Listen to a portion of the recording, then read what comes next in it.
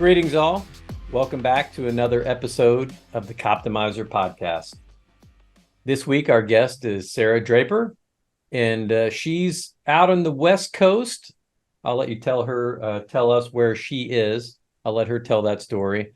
But we're going to have a great conversation about why it's important to be well today, which I think fits nicely into the theme of the Coptimizer Podcast, the cop optimization, or the police officer performance optimization program. I call it, that's the POPO version of what we're talking about. Anyway, thanks for being here, Sarah. Awesome. So good to be here, Patrick. Thank you. Okay, so tell us a little bit about yourself. You are retired now. Yes. FBI special agent. Yep, absolutely. And you asked where I live, Boise, Idaho, with a Boise with an S, if you're ever curious. Yeah, Boise. We moved back here, my family and I moved back here this summer after I retired from the FBI. But we lived out here the first time about 10 years ago. We were transferred out here and loved it. And my husband also retired from the Bureau. But we both took our final jobs back at Quantico Marine Corps Base. And so we made a deal with our kids that after our time back at Quantico, that if they still wanted to come back to Boise, we'd do it. And they did. So Nice. We made it back. Yeah, we love it out here. So Boise. So you're an insider if you say Boise and not Boise, because the rest of the world There you go. says, that's a good way of putting it. I like it. Yep. we all say Boise. Out. Yeah. I'm not far from Louisville, which some people would. Louisville. It's almost like you got a mouthful of something. Louisville. Yeah. Louisville. I love it. And not Louisville, exactly. Like Louisville. Yeah. Or like the Willamette River in Oregon. I digress. We could go on all day. Yeah, we sure could. Okay. Well, so that's cool. So what was the draw? What did your family like about Boise? Yeah, we first time around, we actually picked it sight unseen because we talked with a few people who raved about it, and it met all our paper marks for a great place to raise a family, outdoor life, great values, strong community. And we came out here and that was absolutely true. And now I'm doing everyone in Boise a disservice because people are going to continue to flock here because over the last couple of years during the pandemic, this place has exploded in growth. But that's why we wanted to get back here. We spent 6 years here the first time, and it was the strongest sense of community we've had during living in a number of different places. My husband and I met and got married in the Army. So we've been through a few journeys together and lived a number of places. And we love the sense of community, the outdoor lifestyle, great families, and it's a great place to live. Well, and if you watch the show The End of Us, did you see that? Like the one about, no. Oh yeah, well, it's kind of like end of the world, apocalyptic type of show. Okay. It's pretty funny, but I think it's Colorado, Idaho area, of course, where all the survivors are at the end. Yes. So yes. And I've probably done Boise a disservice myself, because now I think you're the fourth guest that I've had on this season, all from people that have moved elsewhere, some California transplants that have all moved to the Boise area. Everybody loves it. So that's quite true on many fronts. A lot of people have moved here and everyone loves it. It's a really great place. Well, my mother-in-law for a period of about 10 years, she lived in Kemmer, Wyoming, which is not far from Idaho. And then some of her extended family is from Soda Springs and that area.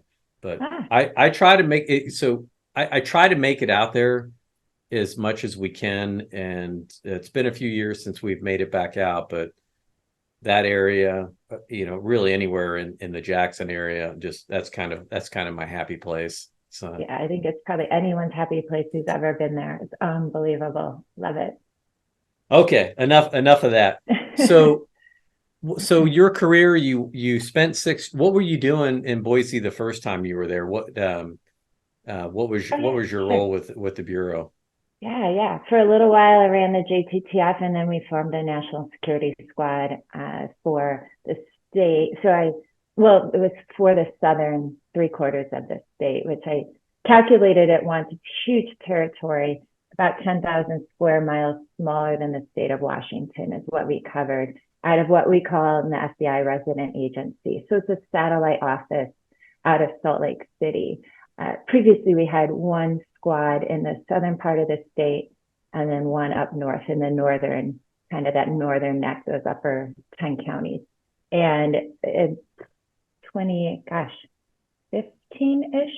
Yeah, I think 2015 or so, Bureau recognized it would be valuable to have a dedicated national security program. And so I supervised that for a while. And then at the very tail end, I actually moved over and worked economic espionage for not even a year before we transferred back to the East Coast. Oh, very cool. Yeah. So for those that aren't familiar, that's pretty much the way the setup goes for the FBI. I think you guys have about like 150 field offices, like main offices. It's something like that. It's been a while. I worked a Safe Streets Task Force for a few years. It's been that was like 2009 to 2010, 11, 12 timeframe.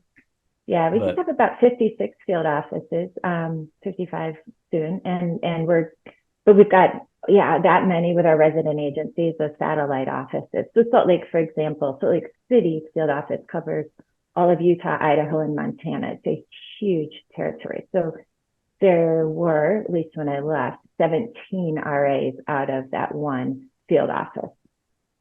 Okay, I think the number I'm thinking of is actually the number of Safe Streets Task Forces you have. Oh yeah, that would be That's probably great. But that is so. It's always interesting, coming from local law enforcement. Mm-hmm. We used to joke about stuff like this, but when you come from local, you don't have any really. If a call for service comes in, you have to take it, and generally it's like right now. And then as you move away, like sheriff's departments tend to have their own type of schedules and how they operate. Mm-hmm. Then you have the state police in a geographical area where they may or may not be at 24/7, depending on what your needs are. And then when you start branching out to your federal partners, that's a whole nother it's a whole nother criteria.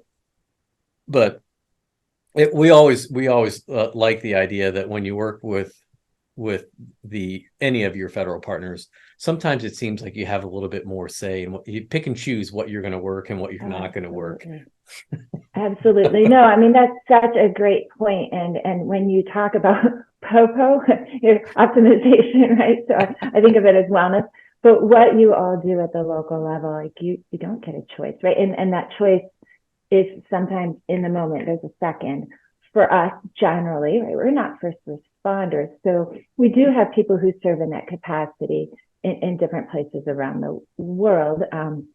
But generally, right, we get to have a lot more impact or say in time and place, as well as engagement to begin with. And it has to do with working with the U.S. Attorney's Office and what they might prosecute. And, all these factors go into whether or not we're going to work something. And I believe so strongly, and this comes back, my very first office in the Bureau was in Salem, Oregon. There were 4 Bureau agents there, and we worked with our local partners like so closely from my second day in the Bureau all the way through that entire experience. Our partnerships are critical, right? Like how we build those relationships and trust one another is just absolutely essential for all of us to best protect our communities and that collaboration, because we all bring different resources, right? We all have our own challenges, but we also bring different resources. And when we work together, we can do the best job possible to protect those communities. Yeah, and so the agent that I worked with directly he was assigned to our Safe Streets Task Force.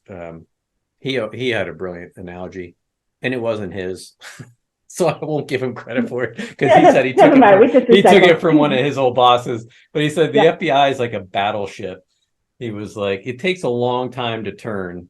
Yeah, he's like, but once it does turn and get all its guns to your broadside, it can do a lot of damage. So yeah. that was, That's awesome. that was kind of always the concept of how, when you partner with, sorry, I had to close my blind there. It's getting bright. When you partner, it's really just a matter of making sure that everybody understands what their role is, and making sure that you're optimizing your people and your talents, and quite frankly, in areas where the rules where you can operate, because that drives a big part of it too. And I didn't even mean to going down this road intending, but I think it's always fascinating to me when we used to host our Citizens Academy classes, just about how generally unaware and unfamiliar of the rules of policing that most people in communities have. I mean, there's For sure. People, and I hate to say it, but most people's opinion about policing is formed through pop culture and pop media, like shows that they watch on television. So this is gonna, I'm gonna have to ask the question, right? Because this is what everybody wants to know. What are the best cop shows on TV? And generally, I don't like shows about municipal policing because they bother me. But I can watch shows about the FBI, or some of the military based shows. That seems like to be a little bit more entertaining to me. But what do you think is the best and most I don't know, most realistic cop show that's on television? And it can span any of the genres. I'm like the worst person you could ever ask that question of. I don't have any idea. I don't do a lot of TV watching. Well, that's good. That's good. I'm not interested this time. Like I make choices otherwise. So I don't know. I apologize. All right. Well, I asked the question mostly because I wanted to say what mine was. I was going to ask. Okay, what is yours? Mine is Reno 911. And I've become, through a wellness. He says as I drink water. Yeah. Ready to spit it out. Well, I say this because I got the opportunity to become friends with the former chief from Reno PD through a wellness project that we worked on. And that was like, that show was so good. It's so good. It was funny. Now it was, obviously it was a dramatization, and they took things to the extreme, but I think, the issues themselves that they addressed, oh man, so good. Yeah. I mean, the parodies are fun. I'll tell you, my kids love Brooklyn Nine-Nine. Oh yeah. that is pretty good too. So that's always good for a good chuckle. So. All right. Well, we won't talk about any of the FBI shows then. Okay. So your company now, since you retired, is called Leading Well Strategies. Can you, I guess now we actually get to the reason why we wanted to have this conversation, but health and wellness, and really understanding the importance of a holistic approach, and how not, it works for everybody, but I think primarily our audience is policing, and the stressors in policing are driving early mortality rates. They're driving high rates of suicide, obesity, cardiovascular disease, all the diseases of inflammation, and the list goes on. So where did your interest in this begin, and kind of maybe talk a little bit about that journey for us? Sure. So for as long as I can remember, I've been interested in fitness, right? Like, so we can go back even as a child through high school into college. That was always a very important part of my life, which is a wonderful, wonderful foundation. And so for a long time, I focused on the physical side. I never really thought outside of that. I did have a strong spiritual upbringing, right? And so I had a spiritual core as well. I never really equated those at all. Those are just kind of parts of me, part of my background, and part of who I'd become. Probably 7 years ago or so, which you and I have talked about, like, we get to a point in our career where most of it's in the rearview mirror, and you start looking forward. You're in a leadership role, and the pressures have accumulated. And if you're a parent, right? My husband's in the bureau, and like all these pressures were coming forward. You're leading, you're parenting, you're spousing, you're trying to do all these things. And on top of it all, around that time, I'm like, I'm going to go to grad school because I really want to do this leadership thing as great as possible. So I'm just going to go to grad school and get a degree in that. And so through that on top of it, right? But through that process and that journey, and it was a really challenging time in leadership and just based upon what was going on operationally or environment and all those other things.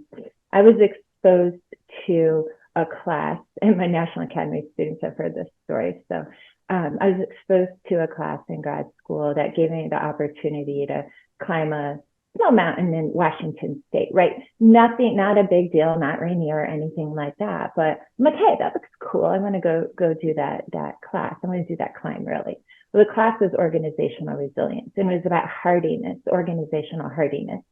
And this is the first time I'd been exposed to concepts outside the physical self, but also a connection with that spiritual core as well. And so through this class, I learned what resilience is. I misunderstood it for far too long. I'd always thought of resilience in the terms of like grit. Grit is great. Grit is so important. Yeah. Grit to the extreme, to the point of stubbornness. Like if I decide to do something, I'm going to do it. Like there's no turning back. I think I've quit one thing in my life type of thing. And so I took that to an extreme, right? And so I'd always thought of resilience being just grit, stubbornness. And grit is great. It's so valuable. I mean, I love Angela Duckworth's research, and she, as part of that research, went to West Point where my undergrad was, and she studied cadets to do her research about grit. So that was just kind of that was fascinating too. And for those that are listening, if you've never read her book Grit, I really have it here. I'm sure I do. I'm looking for it. It's over there somewhere. Here it is. Am I allowed to do that? Oh yeah. Actually, there we go. Yeah, mine's right above me in my shelf. So. Somewhere over there. So great. I mean, great thing to have. But again, I took it to an extreme, and I actually developed some physical injuries, which you can sense. But also during that time, I had a lot of uncertainty and doubt about myself and my performance. I think most of us have some level of imposter syndrome. We don't talk about it, but I hear enough stories. I know I'm not the only one. And we question and doubt. And so we just go harder and go harder and go harder. And it was through this class I got exposed to practices, principles, research, strategies that helped me to realize I needed a better way. And as with all change, right? It's not immediate. It's not overnight.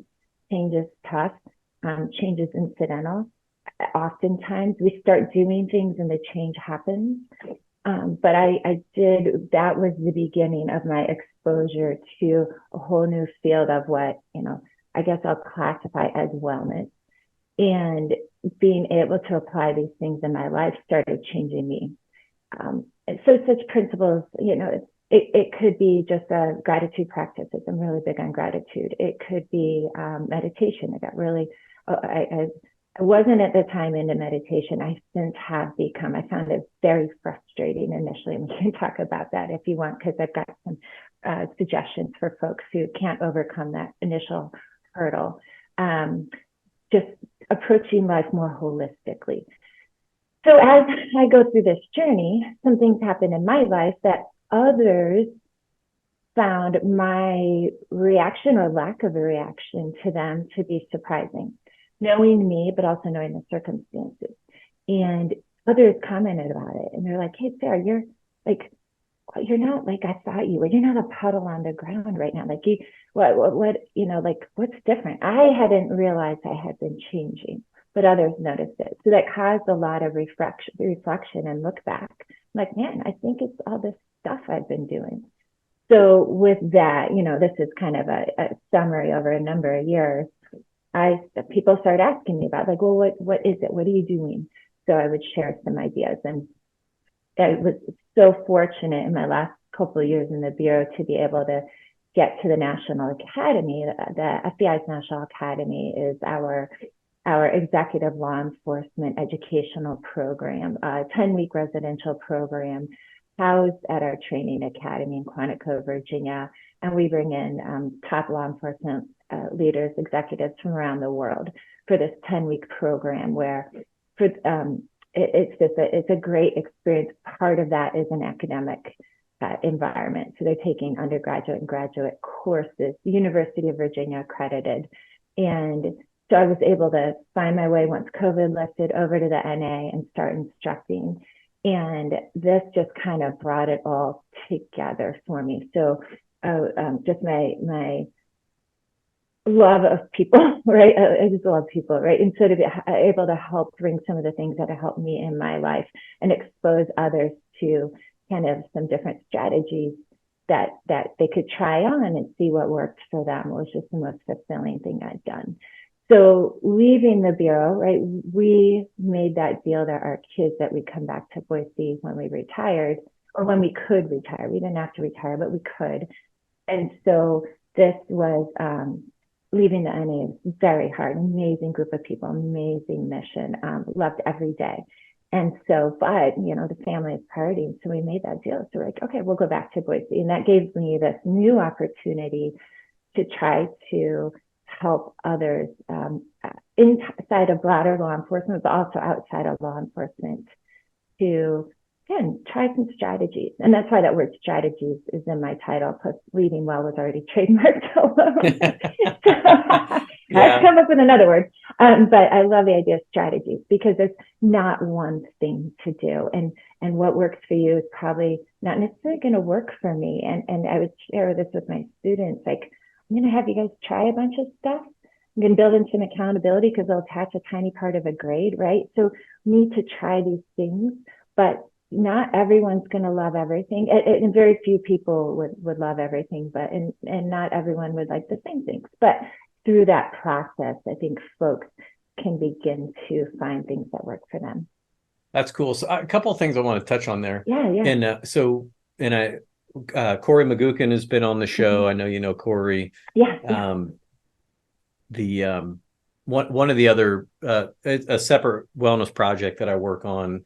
I work with Russ Kleber. I don't know if you know Russ or not, but I know he's worked at the NA in the past as well, and Paul Bertrand as well. Mm-hmm. And some of the things that you're talking about, I think are really important. I think most people listening here will know what the NA is, and we've probably had a lot of listeners that have actually been there. I think because I teach classes around the country as well, and I teach a new class for Indiana Chiefs. I do just a brief wellness class for them.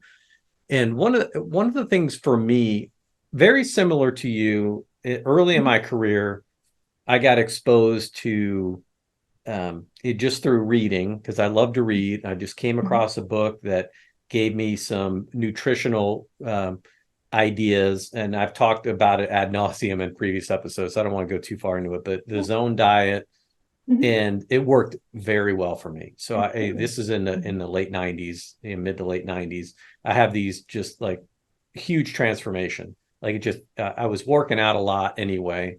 I was back in, I was training for SWAT, and, I was in patrol. So physical fitness was always a huge priority for me. So I really approach wellness from that side of the house, like exercise and nutrition. And it wasn't until, probably a few years later where I started to realize, well, you know what? There is a whole nother component here, emotional well-being.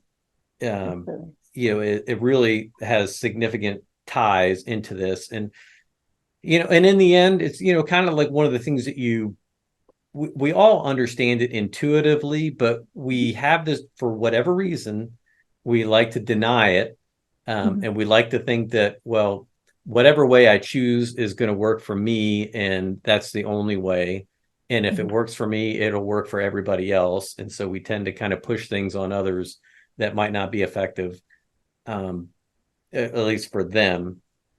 It's a long way of saying I think probably in the same, maybe in that same time frame, in the 2015 time frame for me is where I realized, like, okay, look, it's all important.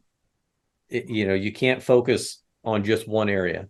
And Greg Glassman used to say, right, founder of CrossFit, you can't exercise your way out of poor nutrition. Exactly. And conversely. So when you were teaching to police executives from around the country, what do you think? Have you seen a change in the appetite for this type of information? And maybe talk a little bit about, like, how it is approached and how it's received, and kind of generally where that's been going. Yeah. Oh, great question. So absolutely, there's a change in appetite for this. And you look at major conferences, like wellness is a huge component of that for law enforcement. And I love that this is happening. And just to touch back real briefly, and I'll hop back forward on your parallel, your your analogy of physical training or diet, right? You found something that works for you. And you look at any nutrition program, probably outside the Mediterranean diet, which is so well researched and everyone agrees on that. People can get into their camp pretty strongly about what works for them. But I think there is you could go, what would it be, like a full keto or full vegan, like in everything in the low carb, no carb, whatever, high carb, a full array of stuff. And people try things out and they figure out what works for them. And we have a tremendous patience for that, and somewhat of a respect for one another when we do that. Same with exercise on the physical side, right? Like, we're like, awesome, you're a CrossFitter. Great. I tried it. It wasn't really my thing. I do this. Awesome. It's great for me. Like, do you prioritize your physical health? Yes. Good for you. Keep at it. So important. Doesn't have to be what I do. Love that you're doing it. On the wellness is those things. There's also that mental health side. The same principles should indeed apply to our kind of communities, appreciation, respect for one another, taking care of our mental health. We're starting to open up and get there. And I do believe very strongly it's a cultural change that is happening, that is necessary, and it's starting to happen. I have tremendous optimism about this specific question right now, but also, the next 5 years or so in law enforcement, when I see who's coming through the NA, the current and future leaders of our law enforcement agencies, and then talking with other folks, like, I see this happening, and right now, absolutely, but in the places it's not happening yet, I see the signs it's going to be happening in the next few years. And so we're recognizing how important this is. One of the challenges is that we don't yet, we don't quite know what that magic button is, and we're looking for that, and there isn't one, right? Like, it isn't like, just do this thing and you're going to be good, right? Excuse me. So back to that word strategies, why I included that when I had to add an extra word on. It's plural because, again, not everything's going to work for everyone. There are some things that are so well researched that I encourage everyone to try and see how they go for them. But it might not be your thing, and that's okay if you've given it an honest go about it. But we have to become not just aware of nor comfortable with, but maybe challenged by, in a positive way, challenged by the experience of trying this stuff on. And just like we're like, man, I don't know, I tried that CrossFit thing. I was so for a couple of weeks. I quit. You're going to be like, hey, good on you. You'd probably say, hey, keep up with it. You'll get through that. That's your DOMS. That's your whatever. You're going to get through it. You're going to get through it. It's going to be great. It's going to be great. But you're not going to be like, well, never exercise again, right? Like, so with on a more broad spectrum, it's not just mental health. I mean, we can get into relationships, we can get into meaning and purpose. Those are all part of this. Our financial planning and wellness, all part of it, right? And so as we can support one another in this journey, I think we're all just going to be so better off for it. Recognizing our brains are so complex, right? And it takes time, it takes work, and it takes patience, it takes curiosity, and all that can come through supportive relationships as we're trying these things. And that's probably a good segue, I think, for one of the things that we want to talk about here, because this is where leadership, I think, is so important. Yes. And, you know, I did my first, it's hard to believe, and I'm trying to find it, but I did my first wellness presentation for our police department. It was either 1998 or 1999. Wow. And so it's almost 24, 25 years ago that I was talking to, my peers at the time about why this is important. If you, and that was early in my career, having been in the military, then going to college and then starting, I was 27 when I started policing. So I wasn't a 21, 22, 23-year-old. Yeah. So I had a few years on me, but it just, I think really, it's really fascinating looking back to see how much resistance there is internally to any type of organizational requirement around, let's just say, physical fitness, even at the time, what our reticence was for participating in things like annual EAP checks or check-ins, because of, people were so dogmatic, or they had, stereotypes about, oh, well, if somebody admits any type of weakness or something that it could backfire. It could, that people might not trust them. And, to see kind of where it is now, it's in some ways I'm excited about the potential for where things can go in the future. And there is hope that things are going to get better. But at the same time, I often get a little discouraged because I see leadership in a lot of places still really push back against this, and that it's the individual's responsibility to take care of themselves, which I do. There is, everything boils down to individual accountability in the end, but I do think leaders can set the example for what is possible, and I think right now part of the crisis that we're in from a recruitment, a retention perspective, and people leaving this profession is a lot of young people understand that there is a better way. And if you're not going to get on board with it, then I'm going to go find, a career and a profession that does meet more of my own individual personal needs. So I don't, I guess that's not even a question at this point, just kind of an observation that I've had, but in the end, what I'm boiling it down to is you have a saying, and I've heard you say it, was, to lead well, you have to be well. And maybe expound on that philosophy a little bit, and kind of how that, how that motivates you and drives you. Absolutely. Real quick, I want to go back to just one thing you mentioned in there about trust, and then I'm going to go into lead well and be well. I so strongly believe, like,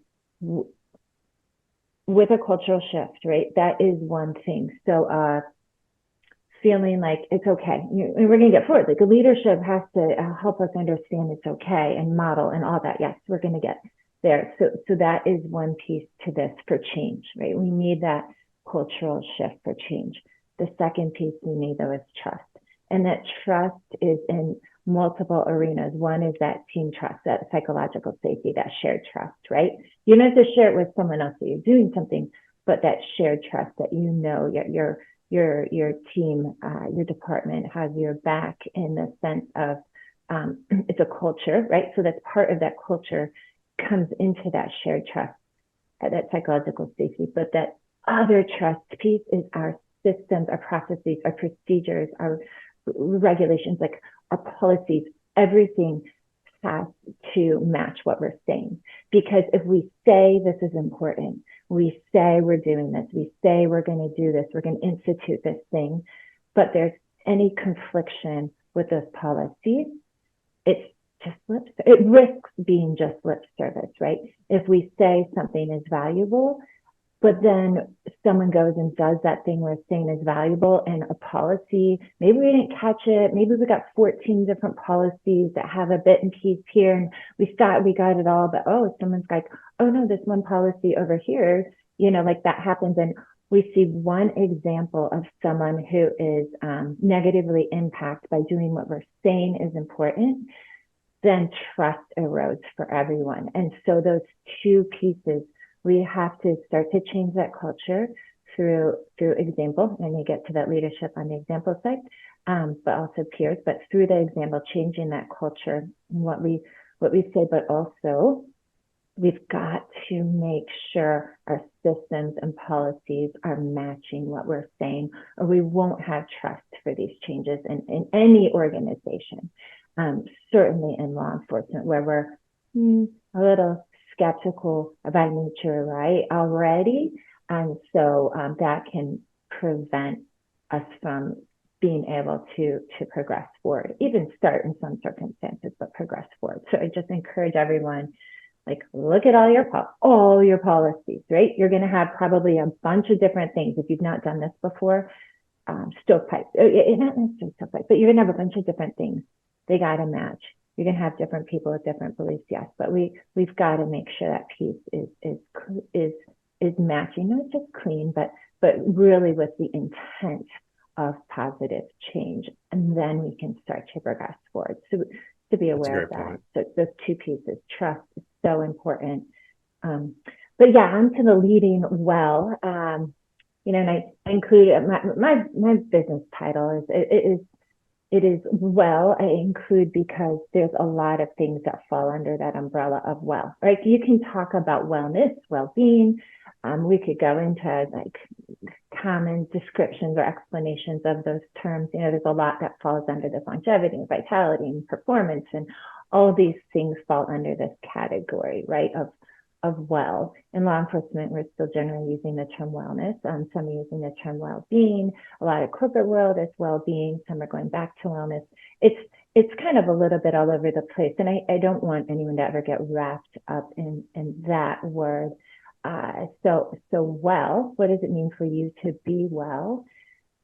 And then as a leader, I believe it is essential. You've got to be well to lead your best. I think we've probably all seen or experienced an example where that isn't happening, right? Sometimes we don't notice when it is, but I think probably, and I did a post about this, like sometimes it can feel like a stick has been shoved in the wheels of your bike, right? And so when you have a leader that's not well, we absolutely experience that impact. And so leaders, it's so important for us to take care of ourselves. When I hear a story about someone that, shall I say, is not the most supportive of a leader, there's other terms people might give, or maybe the personality things come out that create some. Are you being nice here? I'm totally being nice here. When I hear these you don't stories, have to be. I mean, no, it's okay. I will. I am. I mean, it's just, when I hear these stories, I immediately, I think, and then if it's appropriate, I don't want to not trying to catch anyone, but if it's appropriate for me to ask them, if it's the right context, I will ask, how is that leader doing personally? Because most of us come into life and come into facing each day wanting to do good. We come into this profession wanting to serve, wanting to do well, and wanting to be, there for other human beings. And so I occasionally run into someone that they have it a different way, but I'm like, okay, so is there anything going on with that leader? I don't know, they seem fine. Okay, well, maybe let's not that you can necessarily tell or check, but that's why I've made leadership the focus of my programs is there's an outside impact of a leader on an organization, and it can be a spoken wheel, yeah, but it can also be a ripple effect of positivity that goes out there. And that word or idea of positivity is often misconstrued as naivete, and it is not. I've studied positive psychology, and I'm firmly believer in it, but you still need a grounding. And they use an analogy of a sailboat, right? You need the sail to catch the wind, but you still need that keel to keep that boat, like to keep it balanced in the water, otherwise it's going to fall over. So you still need that reality check. But our brains are wired with our negativity bias, that survival instincts. Some would say 3 times as many good things or positive emotions are necessary to counteract one negative. In relationships, some of that research is 5 good for every negative, right? And you can just know this from your own example. You read a performance review, you don't look at anything good about you, go right to your negative, your areas of improvement. That's how we're wired. And so with positivity, it's just providing a counterbalance to that, not ignoring, not naivete, but positive emotions also put our brain in a greater state for learning, for performing, for solving challenges, for creativity.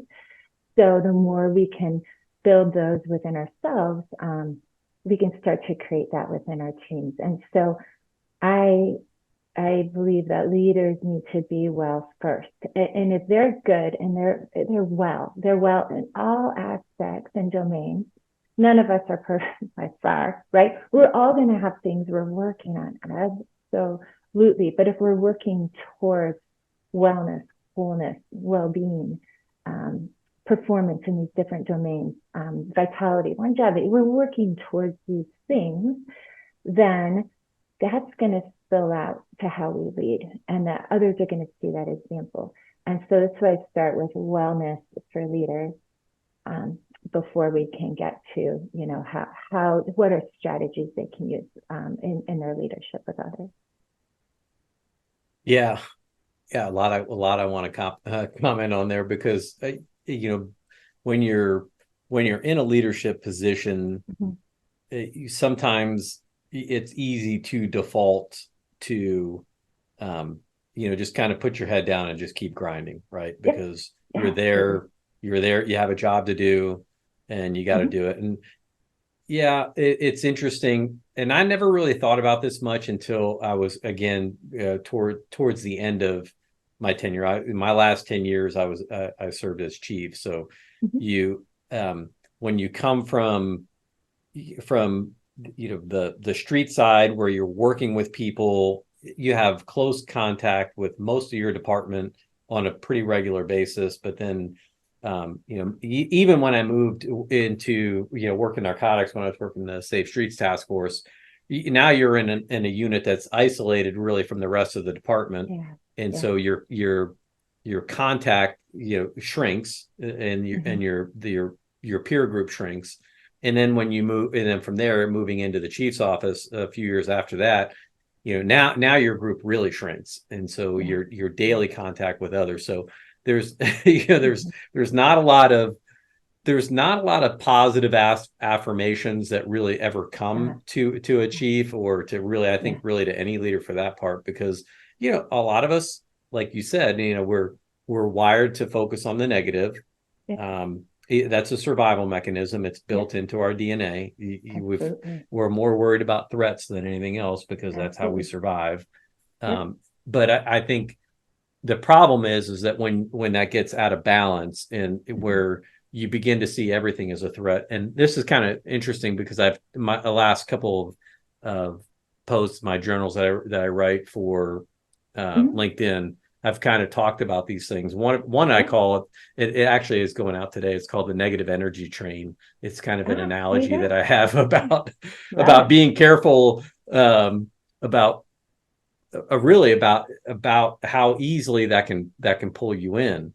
And it's real, that's pretty fascinating. And and again, I see this in a lot of chiefs now. When I'm on the outside looking in, I see others that want to do the right things for their organizations, and so they put themselves last. And everything else is for other people first. I think some people, I think it's insincere. I think they do that because that's what they think people want to see. Like, they talk about, I'm going to do this for you. But other people, that's just who they are. It's just kind of their character, their They just want to do the right thing. And unfortunately, you can really see how it negatively impacts their health. And generally in policing, how do we, what's one of the ways that we observe that? Well, we see people gaining weight. Yep. Absolutely. Particularly, in those types of roles. And I could go into a lot of other descriptors, right? Sleep starts to get sacrificed.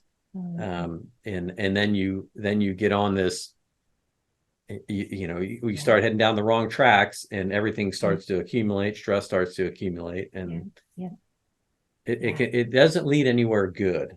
So it seems counterintuitive, but if I had one piece of advice for leaders out there, and this is what I talk about when I do these classes, is you've got to focus on yourself first.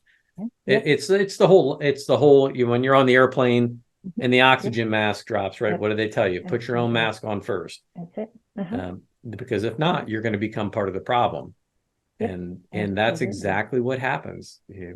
Chiefs become part of the problem, not the solution. Yeah, absolutely. And quality of life certainly is impacted. That long-term, their ability to enjoy what they've worked for so hard, right? And so, but just not that future side, that current side. And your folks need you to be your best, whatever your best is. Like your best for that day. You're not going to show up perfect every day, but your best for that day, and trying different strategies to get you into whatever that is. I'm a big fan of morning exercise. I know even now I'm retired, I still exercise in the morning. If I don't, it's not going to happen. And I can pretend and kid myself, but I'm just squeezing in. My mind's distracted or whatever. I'm doing it my whole life. And that's like a thing that works for me to make sure it happens. Evenings, my husband and I, when we're not off at a sports practice with a kid or something, prioritize our evening walks. That relationship is so important. Whatever those things are, then it's important to try those on and prioritize that. Your folks will see it. You'll set a good example for them, and they're going to find, and it helps create that environment of psychological safety, that trust that they can try these things too when their leaders are out there doing whatever or talking about it. Oh my gosh, sharing their own struggles, so powerful. Now we share appropriately and intentionally, but sharing that we've had struggles is an incredibly powerful way for people to know I'm not alone. Like this profession, I think, is like none other, with it's cute. It's like these different effects, not like a perfect storm, but these different things that come together in this profession. You take the trauma exposure in a culture that is some places changing or has changed, others hasn't yet, but certainly everyone probably in their career has experienced a culture of like, suck it up, buttercup kind of thing with trauma, dealing with trauma. So you take that cumulative effect. You take the rotations of shifts, like haphazardly, like the lack of awareness of the impact of changing our sleep schedules and how to do that more effectively with our circadian rhythms, the long-term effect of that. We have to do shift work, absolutely. I believe as a profession as a whole, we have to figure out how to do it smarter. And what is that proper interval? What is the way we can do that with the clock so our long-term health is not so negatively impacted? So you take rotating, or the rotation of shift work when it's not approached scientifically and intentionally. And then you just take the culture or the nature of the work, rather. Those three things together, again, are like no other profession out there. And so therefore, we should have tools that no other profession has. We should have leaders that are talking about the impact of this and what they're doing to try to fix it. I think oftentimes we want to have everything fixed and resolved before we approach the issue. This is something that's going to be, like you mentioned, with the folks coming in now, it's an expectation for that, right? Because this is their future lives. So this is going to be some generational changes, but I do believe our leaders are critical in talking about this. Yeah, that right there, man. There's so much I want to talk about just on that alone. Yeah. So let's just say sleep, for example. Yep. And again, this goes back to leadership. So if you're raised in a department where someone's sleep has never been protected or prioritized. Like I worked, and I say this as someone that worked night shift for the first, oh man, was it from 1995 to 2008? I worked night shift. So 27 to 40. So 13 years. Wow. Now maybe and after a year on afternoon shift where it was basically 4 to midnight. So even on those, I wasn't, you're generally not getting to bed till 3 o'clock in the morning. So just working nights for that long. For most of that time, it was 8-hour shifts. So I worked from 11 to 7 or 12 to 8. That, but when the rest of the world is operating on a 9 to 5 schedule, your court dates, everything else evolves around the other people. So you're training, and that in and of itself, it's just kind of like, well, that's just kind of the way it is, right? So the police work has to be done overnight. It is a 24/7 operation. So we just suck it up and go get it done. But there's not a lot of discussions about, okay, well, how do we manage sleep? What is the research saying? And these were all things that, again, fortunately for me, I just got exposed to some of this very early on in my career and came across some of the research. Brian Vila's research about sleep and how it was affecting performance. John Violanti, some of these pioneers that were like saying, look, this is what if you can't get leaders to think about this from a wellness perspective, then they should certainly be looking at it from a performance perspective. Absolutely. Because I mean, you're responsible for the performance of your organization. And oh my gosh, if you have a quarterback for an NFL team or a point guard or whatever, any professional sport or even college sport, right? Do you want them performing at their best, or do you want them performing, whatever, luck of the draw on, whether they got a good night's sleep the night before or not?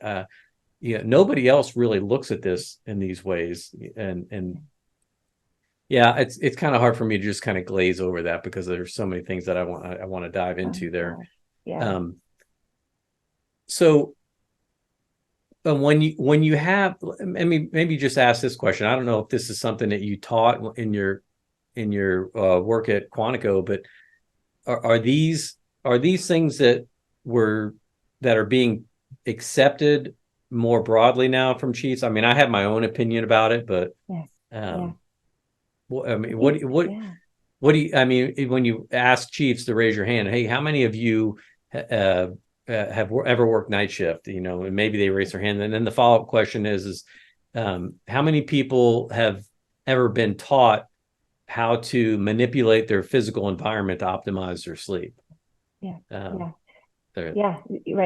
Great questions to ask other people, and a bit of self-reflection. You can go a little bit more like a gut check, like, has anyone ever drifted off in the middle of the night shift, or have you ever, found someone taking a nap, like where they shouldn't be, where it's not approved? And so I think initially when I bring this stuff up, there's generalizations, right? But when I bring this stuff up in a classroom, there's a lot of, right, whoa, kind of stuff. Like, it's just, we do it. And I think that goes into, a little bit of culture, background, experience. Like, we've made it work.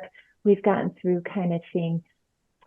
But also, gosh, it's so busy, and folks don't have the resources to figure out a better way, right? Even if they've realized we need something different, like, well, what are we supposed to do? And I am not a sleep expert by no means. I know there's a lot of great folks out there who are doing great work. I mean, Dr. Matt Walker out of Berkeley, he's like, hey, the shorter your sleep, the shorter your life. I mean, like, is that It's that contributing simple. to a cardiometabolic problem? Probably, right? Or maybe your suicide. Like there's a lot of things, or decision making, like you talked about, or our communications with others that can be negatively impacted. But okay, so even we recognize that at a very logical level and realize it, when we probably never experienced what it feels like to be rested, right? And so, again, not being a sleep expert, but the little bit I have become aware of is your body can adjust to a new schedule, a new shift. People do it all the time. It's when we rotate those a little bit, we're intentionally rotating, but without awareness of the impact. So like quick turnover or frequent rotations and shifts. You know, if you're on a shift for a long time, your body, your circadian clock, every cell aligned to that clock, they're going to adjust. And so the better you can do. Now you're going to have those distractions. Like you said, you've got court, right? You've got training. You've got these other things that happen. You've got family stuff that's happening during the day. Those are all certainly challenging. But if no other variables are thrown in, if you're just working a non-normal shift, like you're a midnight to 8 type of person and doing that a long time, your body's going to adjust a lot better than if you're just kind of, okay, you get 24 hours off and we'll see you tomorrow morning at 8. And you're like, what? And so all these things. So what I suggest to folks is, no one's taken me up on this yet. And I think it was maybe Bend, Oregon, I love the idea. I wish I could attribute it off the top of my head right now. It might have been somewhere in Bend or somewhere in Oregon. Partnered with a local college or university to research this together and figure out, hey, we're partnering with our local experts to help these service experts best serve our community. How can we do this? And I think what a powerful thing for so many reasons, like supporting and getting support from your community, that strong message that sends about that partnership between academia and law enforcement, the very valuable input they provide to the law enforcement agency on how to optimize these rotations. There's just a lot of good, I think, that can come from that. And that third piece is that communication to your folks. You all matter, right? You matter, your health matters, your longevity matters, your performance matters. We're going to do this because we don't know the best way to do it. We're going to find out because it's important. You're important. Services, community is important. And so you get strong leadership messaging. You get a chance to work with your community in that service, and you got to make a healthier environment for your folks. But I think that's where a lot of it comes from, is people are like, if they even realize, they're like, well, what are we supposed to do? How are we supposed to do it better?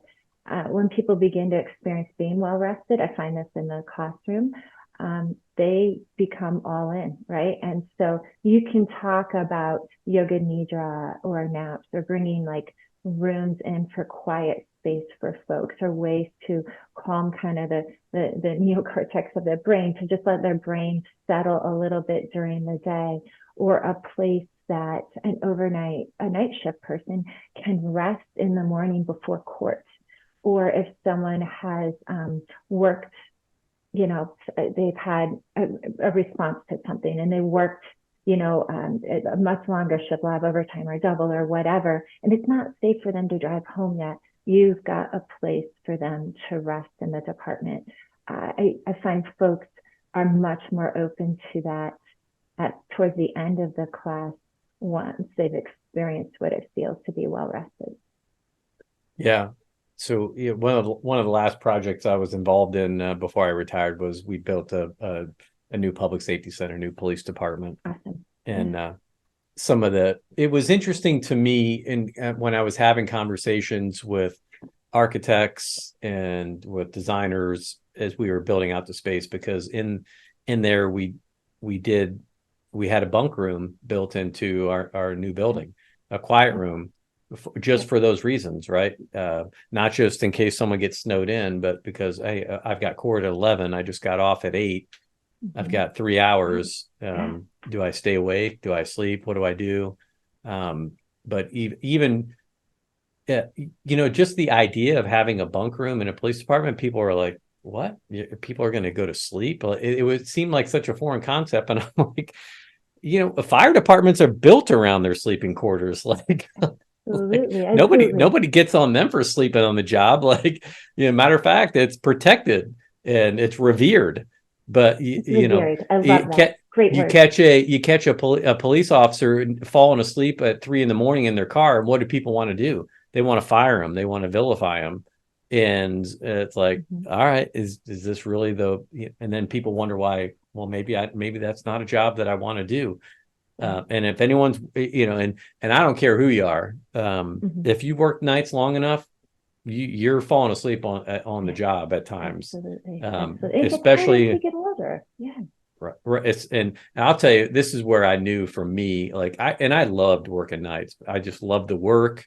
I just loved the environment. It was always where I wanted to be. But I went through Northwestern Staffing Command, and great program. it was the program that I went through. It was 2 weeks on, 2 weeks off.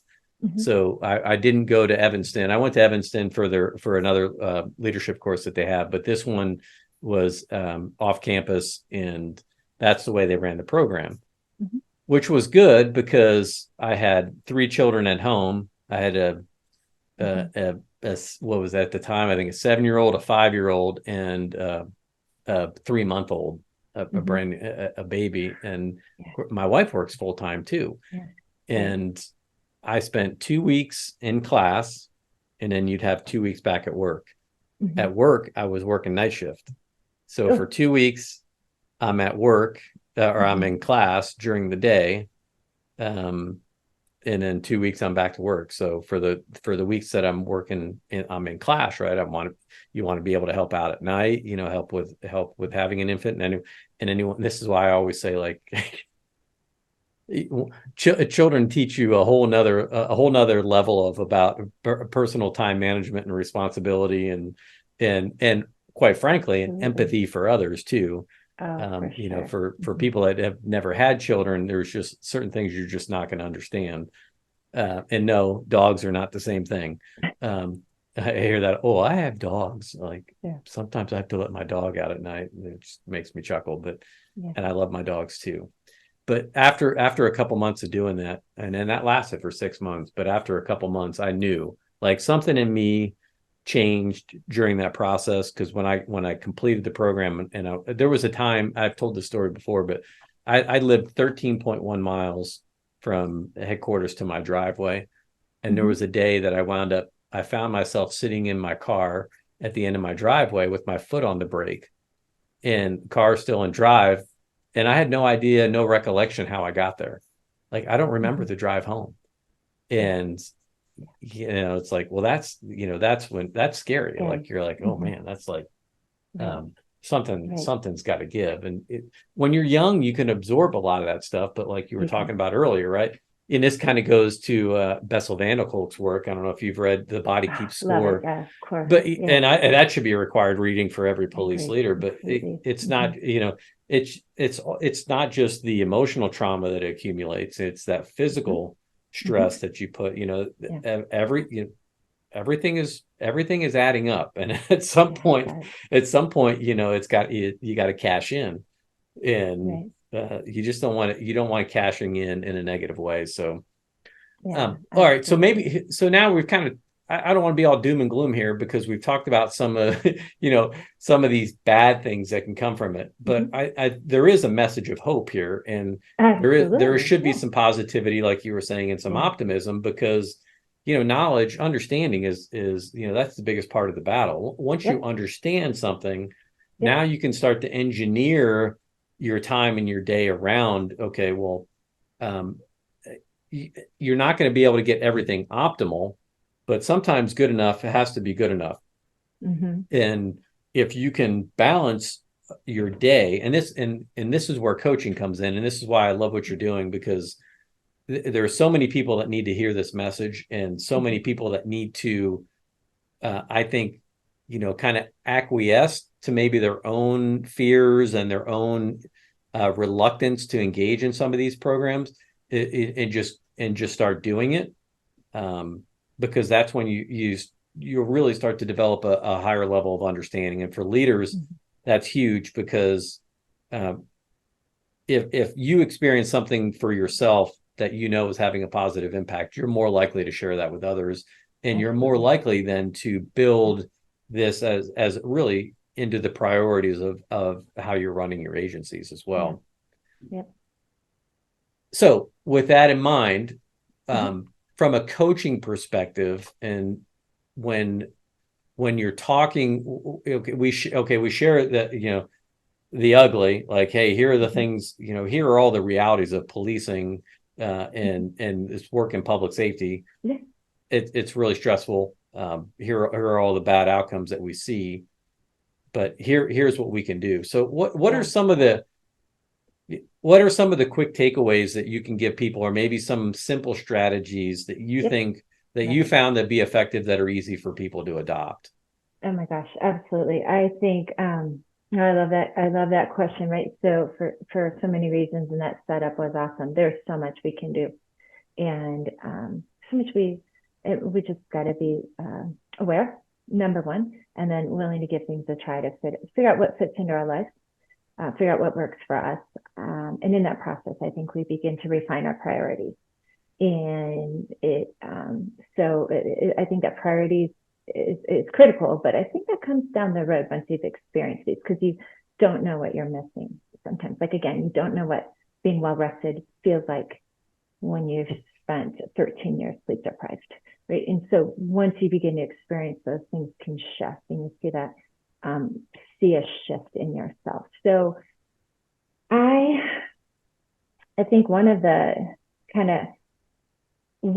places I start, in fact, I start here with my National Academy class, and I get I don't know if I'm going to stay in this class response from a number of people when I do this, which is fine, because at the end of class, I get many people who are like, I wasn't sure I was going to stay in this class, but glad I did, kind of stuff, because I do this intentionally as I think it's the strongest foundation, but it also puts people, gets them outside their comfort zone, and helps build an immediate stage for curiosity in learning.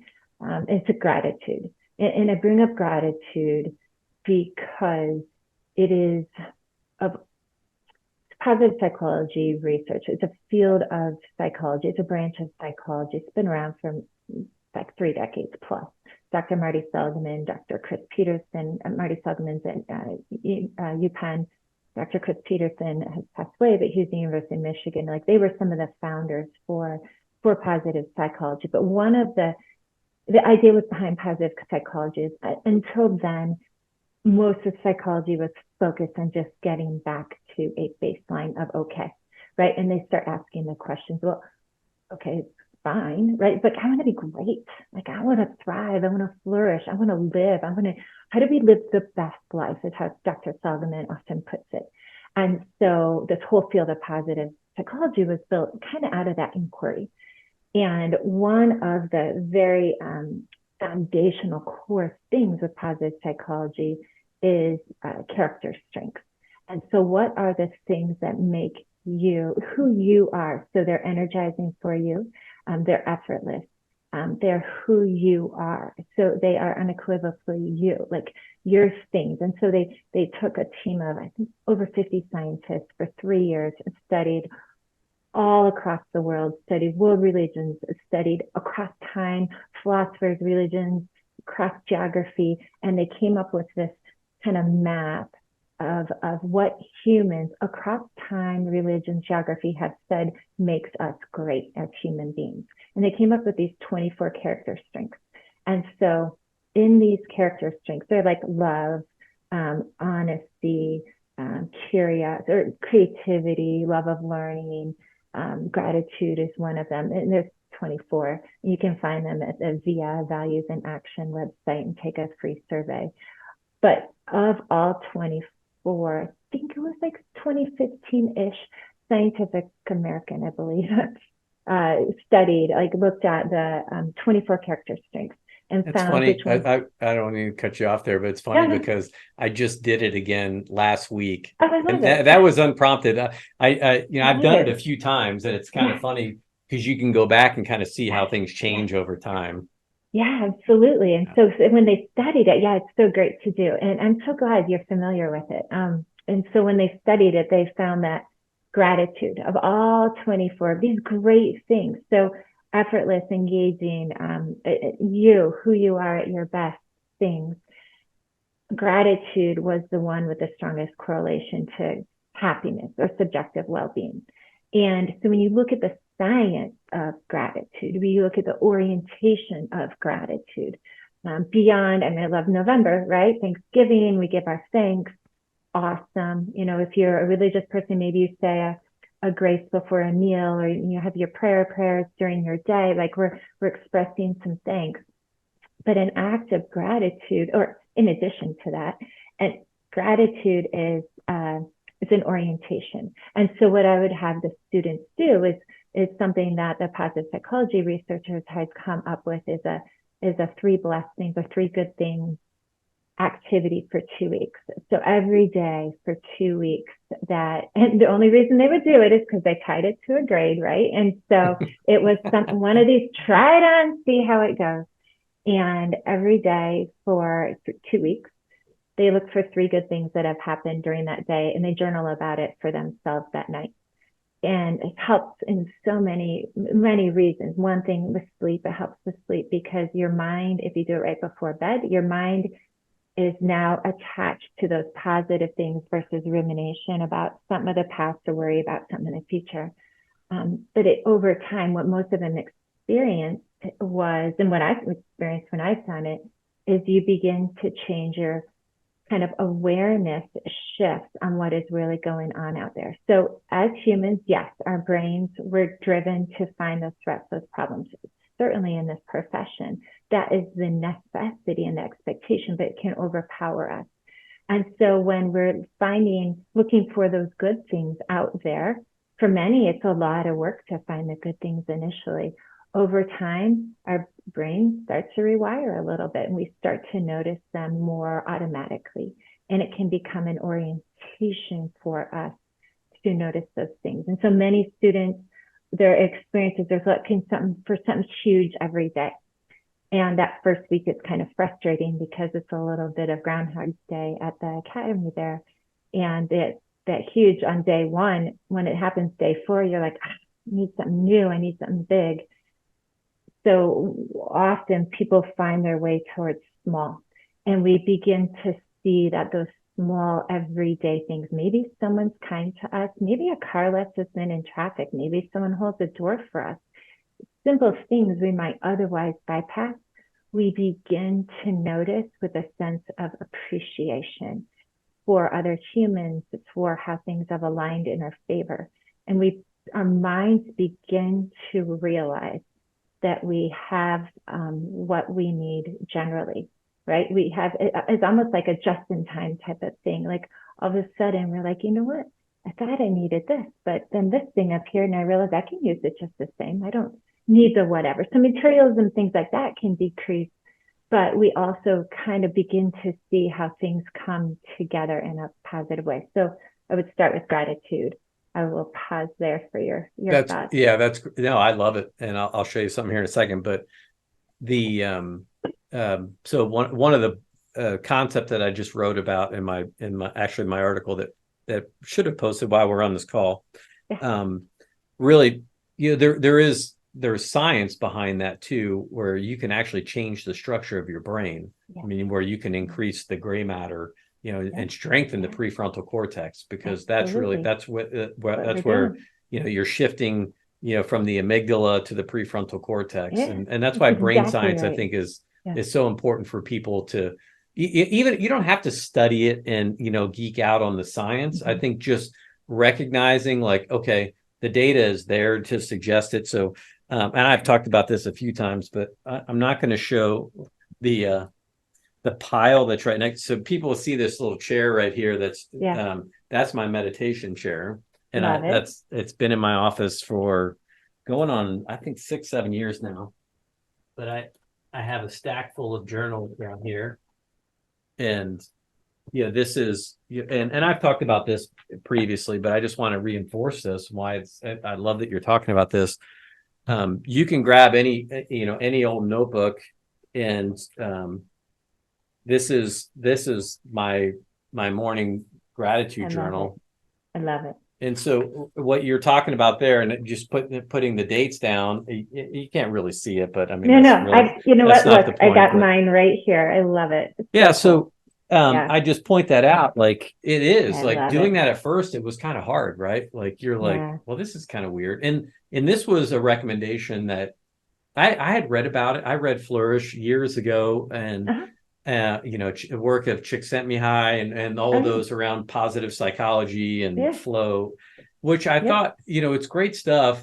But what I failed to do, what I failed to do was actually put it into action. Like I'm great at reading a lot of these things, but it was like, so my first experience with working with a coach, again, I wasn't looking forward to it. It was something that made me very uncomfortable. But at the end of the first hour, like I've talked about, I was like, oh my gosh, why didn't I do this years ago? And then I was looking forward to those next sessions that came. And by the time I was done working with them, I was like, dang, I need to do this more. But just simply, just changing my morning routine, where instead of waking up and the first thing I do, looking at my phone, wondering what I missed overnight, that every day it will derail your day. You can't. And if you're trying to convince yourself that it won't, that you can manage it, you're wrong, because your mind, once you read something and once you see something, there's a part of you that's already working the problem. So if you can just force yourself to say, look, for the first 45 minutes of my day, I'm going to wake up.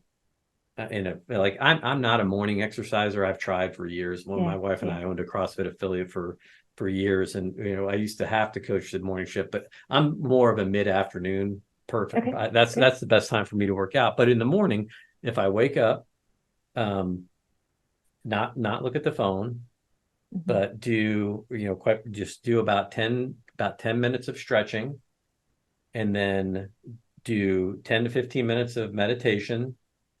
Then 5 to 10 minutes of reading.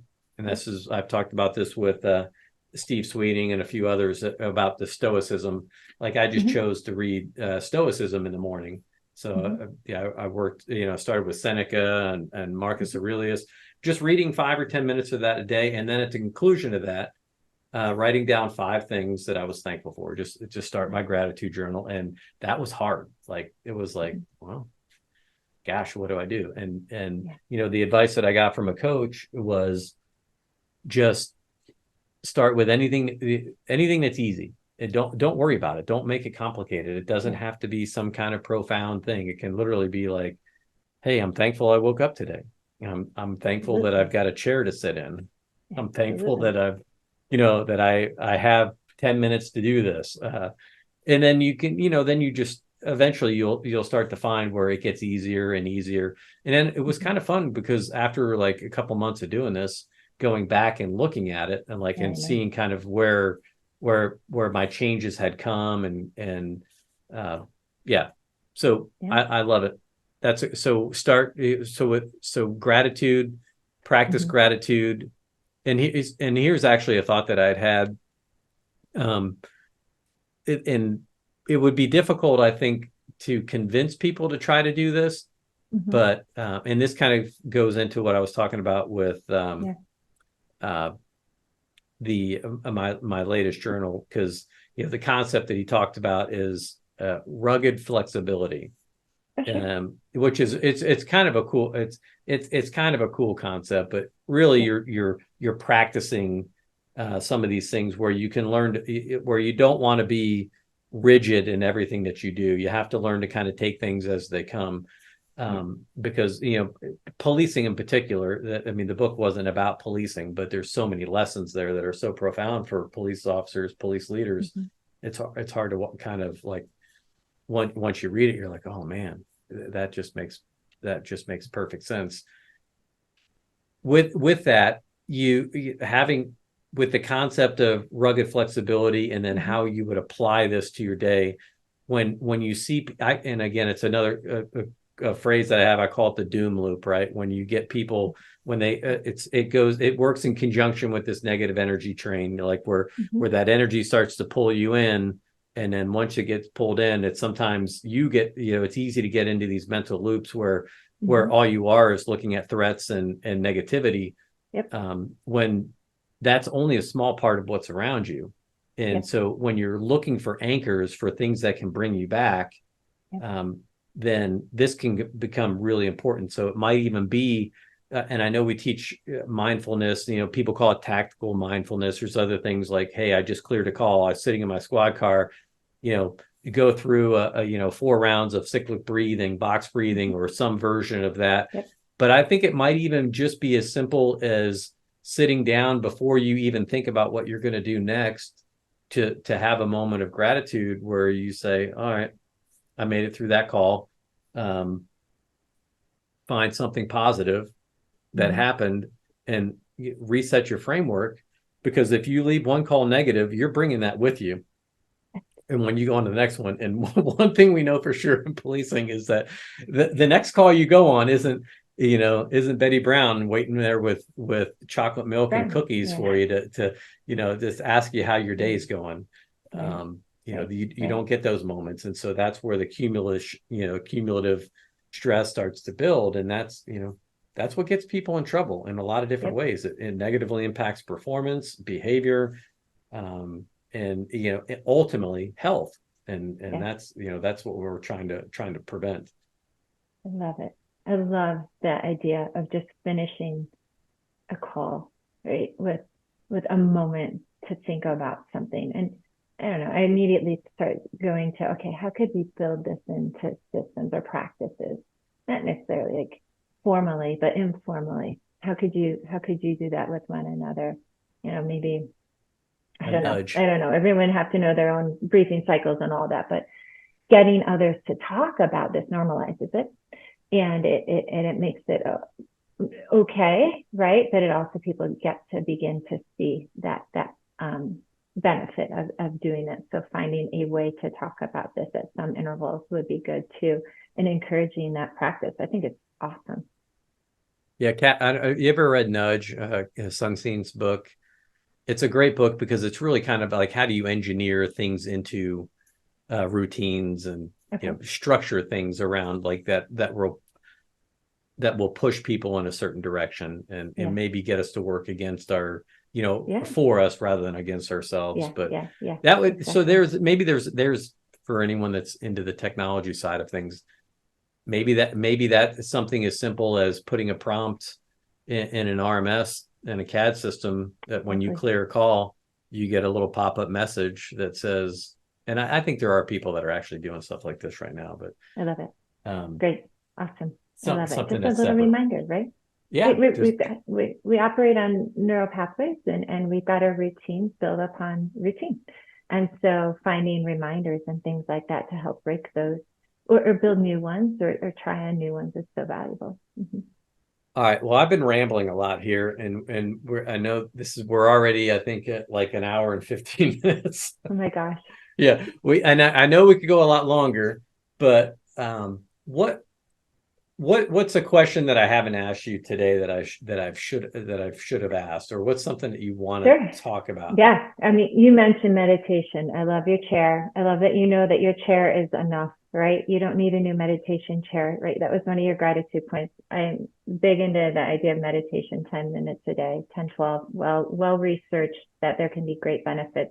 So I don't think we need to go down that road, just other than my encouragement of folks to try. And if folks ever have questions about how to do it or how to approach it, I'm happy to share that. I think, though, in the interest of time, one thing that you and I had talked about when we talked a while back or a few weeks back was future planning, I guess, in partnership with your significant other. And I don't know if you want to talk about that. I can bring up kind of what my husband and I have done and why that's been so important in this wholeness, wellness journey. Oh, no, I think that's awesome because it's often one of the overlooked aspects Yep. of wellness is you're not in this alone. You may feel like you're Not alone in this sometimes, but alone. you're never alone, right? It's Yep. everything that we do has an impact on our loved ones, and most particularly our families that are closest to us. Absolutely. Absolutely. I appreciate that. Even earlier, you brought up the word ruggedness, right? So rugged flexibility Rugged or rugged. flexibility. Yeah. Rugged Yeah. flexibility. So ruggedness is a super important word in resilience. So we are talking about is that, resilience is a component of resilience, right? That rugged flexibility. Dr. Michael Unger out of Dalhousie University in Halifax, Canada, is one of the world's experts on resilience. And he talks about ruggedness as those individual skills and practices that we have, right? Those hardiness, other researchers have called it hardiness. All these things we're talking about that you do yourself to build up your core, right, in different domains. Awesome, works great until you have a crisis or your individual ruggedness gets overwhelmed with what is in front of you. And we all have those points in different domains, right? And so the second piece he shares about is our necessity for resources. So we have ruggedness and resources. And those resources are many, but I want to bring in the relationships as being so important in that resource category. Harvard's 85 going on 86-year study, the adult study of human development, is overall health study of humans, Americans over nearly 9 decades going strong, and they've followed the individual pool and then their descendants in this study, and the single biggest factor they found, the single most important thing they found for long-term health is your relationships, the strength of your relationships. And the reasons are many, but on a really understandable level, you can think of the practicality or the value added of having someone you can de-stress with, right? So building that relationship is so valuable. We're a species that relies on other human beings to survive, not just thrive, but to survive. And that's what makes us pro-social. But we need those relationships as a species. Ruggedness can sometimes make us feel very individualist, right? And so we have to remember there's that other column, that other necessity for balance is our resources. And I bring in that relationship as being so critical. So my husband and I were both in the Bureau. We met, and shared earlier, we met and got married in the Army. He came in the Bureau about a year ahead of me. I followed a year later when we couldn't make our assignments align between his FBI assignment and my Army assignment. And that's how I ended up in the FBI. I mean, no more fancy than that. But it's been a great career. Loved it. And so during that whole time, though, we both had these full careers, and we then had kids. Right? And so how do you balance this? Now, we're not first responders, thank goodness. We're not working shift work generally, thank goodness. He was in a very responsive role for at least half of his career. So he did have some of that, but still we have more predictability than our first responders, friends and colleagues do. But we still a lot of challenge and a lot of struggle, and took a lot of communication to make things work. I used to joke, like, I needed a PhD to do work child management, like the scheduling and the coordination, and oh my gosh, who's going to get the kid to this practice, who's going to get him from daycare, who's going to, like this constant. And what can happen in that, and if your whole approach becomes only one of survival, and there for about 10 years, 12 years, just getting through a day, getting through a week is almost a miracle. You do it, you get through, you're like, I made it through today. Here we go for tomorrow. But you put it behind you and move on. And sometimes that's all you can do. I've lived it. Yes, I totally get that. But what can risk happening is if you only focus on that day to day, all of a sudden, all that's behind you, and you're looking forward, and you're like, what am I looking forward to? Like, what do I have? What do we have? My health is shot. My relationship is so-so. I've got like, all right, I'm never, I'm not encouraging people to retire, but like, we never want to leave the job because we don't really have anything we're working towards. And about 8 years ago now, we came up with, at the time, what we began to refer to as our 11-year plan. And we're like, where do we want to be in life, in health and fitness, and in financial status, living, our whole like careers? Where do we want to be when our youngest goes off to college? So where, what, that whole thing, not just physically where, but all those aspects. And we, came up with at the time, our aspirations. 11 years is a long time, but we came up with that. And it's shifted and adjusted over time, and we don't have it all fine-tuned and nailed down. But that was a collective conversation and dream that we worked on together. And that has been our drive for everything we've done since, going back to Quantico for both of us, was part of that. Returning to Boise is part of that. Our daily decisions, like, hey, I used to run a lot and I have way too much arthritis than I should at my age. I might want to go out and do something. He's like, don't you want to be skiing in a couple of years still? I'm like, oh yeah. So maybe I need to do something else. We hold financial decisions. He's a good financial one. I'm not. But we partner on these things and we hold each other accountability in service towards that collective goal. And I cannot overstate the value of that enough. And I've shared this with others, but man, when you retire to your family. You will have, if you have one, if you've chosen to have one, in whatever arrangement that looks like, or significant others. If you let the day-to-day overwhelm you and be your everything, then sometimes that is not necessarily looking like you want it to be. I tell you, your colleagues, you've been there, your colleagues have great memories. You'll catch up from time to time again, but you are retiring. If you've chosen to have a family, that is who you're going to, and that is your future. And it's so important to prioritize those relationships as soon as you can. Yeah, that's awesome. And it's great advice. And again, this is where I think we have opportunities to be better, because I think we can incorporate these things from day one, instead of, because you're right, looking back, it's easy, and I think anytime you retire or you move on from one thing to another, there's whether you want it or not, there's always going to be periods of reflection where you're looking back like, okay, what would I do differently if I went backwards? What would I do differently?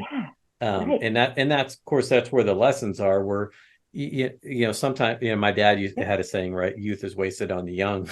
And yeah. I mean, like knees. Yeah, as I get older, I realize my dad was, he was a pretty sharp dude, and and I think that's kind of the point, really, for leaders now. If you're still in a position where you have these types of influence, then look at day one. Don't look at where people are going to be at day, at their 5th year or 10th year or 20. I think those are all important things laying out. And of course, some of the work that I've done with performance protocol, like when we're doing these surveys, right? That's the number one thing that employees are looking for right now. How is my agency going to invest in me? Do they have a path for me? Do they have a plan for me? It's not how much money are they going to pay me. So it's kind of funny where we think that we and trust me, I've said this a lot. I'm all in favor for better pay and better benefits, because I think that's definitely, it needs to be a priority across the country. But there are other things that we can focus on as well. And it might just be from day one, like when you're coming into your organization, what is the training for your physical fitness going to be, for your defensive tactics, for your ground fighting, for your nutrition, for your financial planning, for your sleep schedule. And one of the things, we haven't talked about this today, but one of the classes I taught with Dr. Kevin Gilmartin, I think everybody knows him, and he asked this great question, like, how many of you have been trained to to drive your squad cars and emergency vehicle operations, right? Everyone's how many people have been trained in firearms and defensive tactics? Everyone. And then he asked the question, how many of you have been trained in heart attack prevention? It's like no hands go up. Get us. Yeah. And yeah, 18, you're 18 times more likely to die from a cardiovascular event than you are from an armed assailant. And so, I mean, and 18 times, that's a big number. So yeah, and that's so important. So even these opportunities to incorporate families into the training, giving them a good understanding of what policing is going to look like, what the effects of hypervigilance might be. Like your husband worked in this type of work, so, and you both work in it, so you have a different perspective than families where one spouse works in public safety, another might be a school teacher or something, where where there's just a different basis, so different background. So having organizational led educational opportunities to say, hey, here's what you can expect, and hey, here's some things to plan. Oh, by the way, and I think most agencies do, through city resources and others, have access to financial planners. EAP has become a much better program, and that's offered not just for family or for the officers now. We're seeing it more widespread for families. So all of these things are important, and it's all important. And I guess the biggest takeaway might be, you don't have to do it all at once either, because if you think about all these things, oh my gosh, there's so much I need to do. It's sometimes then it's then we get into the psychology of choice, right? If you have too many options, your default action is to take no option. So sometimes you just got to limit yourself to, okay, where are we going to start? And then take that step, and just like that gratitude journal, you don't have to make it complicated, and it doesn't have to be in a fancy journal. You don't have to get on Amazon and spend an hour shopping. It can be one of your old squad notebooks that you carry around in your back pocket, right? Absolutely. Just get something and get started. Absolutely. No, I love that. I mean, I'd say to that, like, if you want to take a step forward with your family, go on a walk sometime this weekend or tonight or whenever. Just go on a walk with whomever you care about. And I extend family out there, your significant relationships. If you've chosen to be in a relationship with another, invest in that relationship like you would any other aspect of your health. Just go on a walk. There's some great value in side by side for conversations and openness, right? And so when you're looking, and then that physical act of moving towards something as you're talking, if a dream comes up, as you're talking, you're moving towards it. There's great things there, and there's, fresh air and exercise and all that. But just start with a walk with someone you care about, and see where it goes from there. And I'll say take 2 walks, one with someone you care about and one by yourself. Yeah, absolutely. Let your mind wander and free. Oh man, we could keep going. We could go forever, but I better leave it at that. So a couple of questions I like to ask everybody. We've shared a couple of books that you've read and that you think are impactful. Do you have a book recommendation? Like, what is your number one most recommended book? Like, if you were to tell somebody and it can be fiction or nonfiction. I generally say Bible doesn't count. I'm looking up right now. I don't know. I have so many. What's the what book are you reading right now? Build the Life You Want to Live with Arthur Brooks, or Build the Life You Want with Arthur Brooks and Oprah. Actually, it's great. I'm in the middle of it right now. It brings so many fantastic principles about not just being okay. I mean, I haven't seen it yet in the book, the discussion of positive psychology, but all the activities, all the discussion is very much from that mindset of, how do we live this great life? Like, what's the life I want? And there's very practical tips in there. So I'm totally loving that right now. All right. Well, here, this is the one I was talking about earlier. I'm already done. I'm on to the next one, but I wanted to show this book. It's called Master Change by Brad Stulberg. For sure. Yeah. So, and he's got a great, yeah, he's got a great website called The Growth Equation. It's a fantastic book. Oh, yeah. Sorry. I know. I'm like with Steve Magnus. He partners with Steve Magnus on some things. Yes. To Do Hard Things is another good one about resilience applied wrong, right? Like it's not just like never quit no matter what. Like what is true resilience? So that one spoke really deeply to me. That's a great, and then the Comfort Crisis by Michael Easter. That's another good one. All kind of along the same theme. Yeah. But yeah, and then The Practice of Groundedness is another great Stulberg book. But okay, anything at all that we've missed? I think we've covered a lot of grounds. How do if someone is interested in having you come and train, how can they get in touch with you?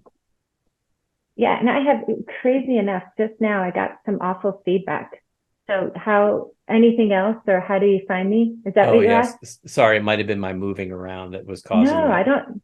I'm actually hearing bizarre voices. I've never had this through my AirPods. Not me.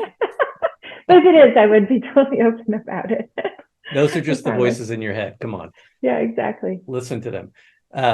No, how do people get in touch with you if they want to learn more about what you're doing, or if they're interested in having you come train? How do they get in touch with you? Yeah, LinkedIn is great. Sarah G. Draper. My website's leadingwealthstrategies.com.